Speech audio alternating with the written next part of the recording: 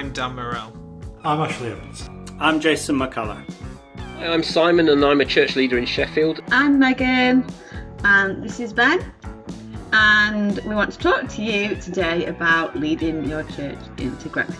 But why am I doing that here when we're spending most of our time here? Because it doesn't matter if we're here Or here. because leading your church into growth is actually about leading people here. The United Reformed Church Mersey Synod wants every one of its churches to grow. We want to be a people that encourages and helps people to use this tool effectively in your church life. It has infused my congregation amazingly well.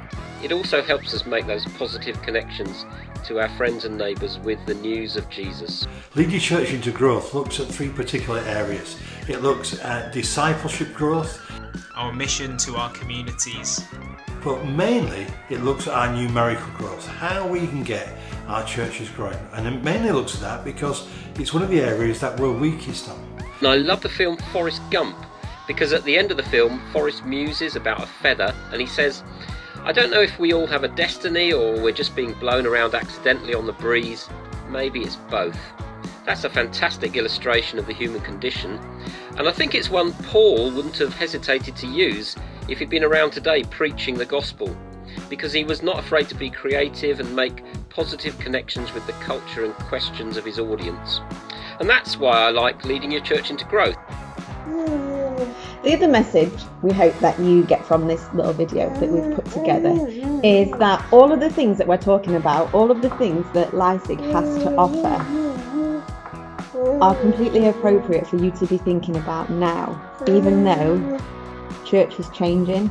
You see, the kingdom promise and instruction is to go into all the world and make disciples of every nation. And that's part of what this tool helps us to do. And it uses four particular areas of church life. Prayer. One of the things that we particularly like is the prayer for growth. We use it at most of our meetings, and we ask every member of the congregation to pray the prayer at 12 o'clock every Wednesday. Presence. Proclamation, how we can do that. Persuasion.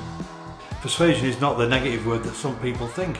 It's when those people are interested and wanting to know more, how we persuade them that the good news of Jesus is for them.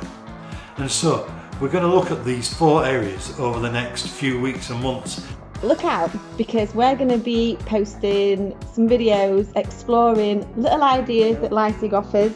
We're hoping to release some resources and share resources already out there. People have found it helpful, people have already used it in their churches, and we're going to show you how this can be an effective tool that you can use too. Growth is something we're all responsible for, and we want to equip you. We know that we can only grow if God is with us and if we align ourselves with His plan. And that's why I love leading your church into growth. It's not about whether your church is evangelical or liberal, big or small. It's about giving you strategies to help people see that Jesus can transform their lives.